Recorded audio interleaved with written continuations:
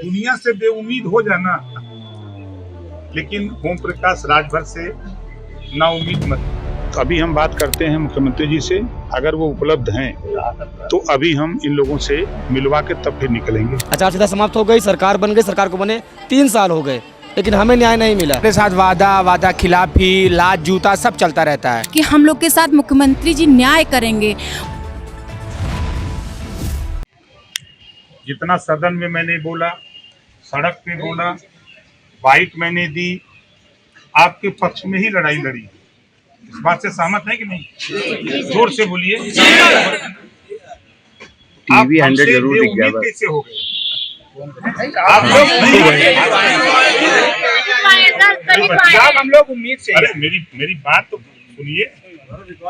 दुनिया से बेउम्मीद हो जाना, लेकिन ओम प्रकाश राजभर से नाउम्मीद मत। हम आपके साथ, ठीक है?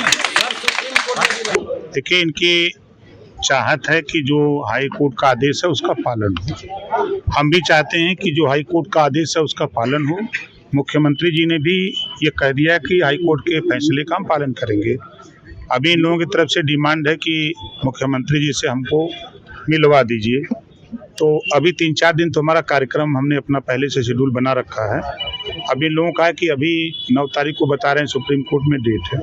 तो अभी हम बात करते हैं मुख्यमंत्री जी से, अगर वो उपलब्ध हैं तो अभी हम इन लोगों से मिलवा के तब फिर निकलेंगे, ठीक है? इनका कहना सर ये है कि जो पुराने अधिकारी हैं उनको हटाया जाए, क्योंकि उन्होंने ही सर जो है लिस्ट बनाने में गड़बड़ी करी थी सर। देखिए, अब जो अधिकारी हैं तो फिर नया अधिकारी तो नियुक्त तो होगा नहीं। अब जो सिस्टम में है उन्हीं से ना काम लेना है। तो सिस्टम में जो लोग हैं उनसे काम लिया जाए, इनको न्याय मिले, बस इतनी सी बात है। इनका कहना है नई मेरिट लिस्ट अगर उन अधिकारियों के संरक्षण में बनेगी तो फिर से घोटाला हो जाएगा आरक्षण में। नहीं, आरक्षण में घोटाला नहीं होने दिया जाएगा। धैर्य रखिए आप लोग। टीचर दिवस के दिन टीचर आज मंत्री के आवास पर धरने पर बैठे हैं। ये शोभा नहीं देता। ये इनकी मजबूरी है कि इन्हें नियुक्ति पत्र नहीं मिल रहा है। वादे पे वादा मिल रहा है लेकिन नियुक्ति पत्र नहीं मिल रहा।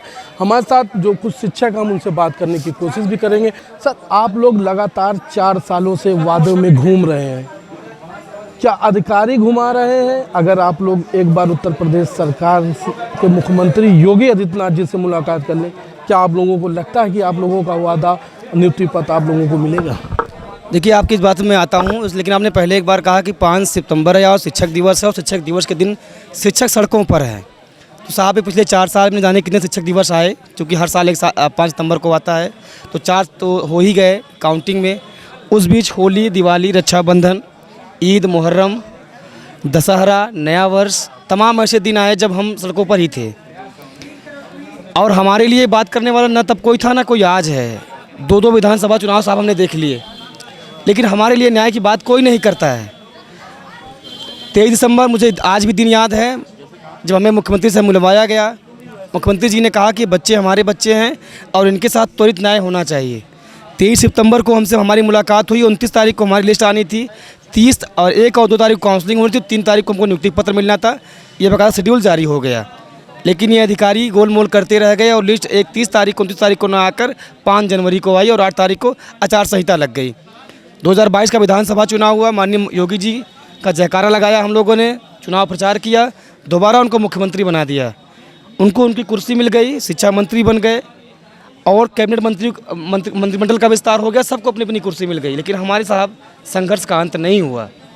यही कहते थे अधिकारी कि चुनाव का समय है, आचार संहिता लगी है, आचार संहिता समाप्त होने दीजिए, आपको न्याय मिल जाएगा। आचार संहिता समाप्त हो गई, सरकार बन गई, सरकार को बने 3 साल हो गए, लेकिन हमें न्याय नहीं मिला। हाई कोर्ट का फैसला आया, आज 25 दिन हो गए हैं। जिस काम को करने में 3 दिन लगता है साहब, उस काम के लिए 3 महीने का इंतज़ार क्यों? यही सरकार है, यही अधिकारी है। कहते थे मामला कोर्ट में है, जैसे ही कोर्ट से आदेश आएगा हम आगे बढ़ जाएंगे। अब साहब, कैसा आदेश आएगा कोर्ट से? कोर्ट से आदेश आ चुका है, हमें कोर्ट से न्याय मिल चुका है, लेकिन हमें न्याय ज़मीन पर न्याय नहीं मिल रहा है।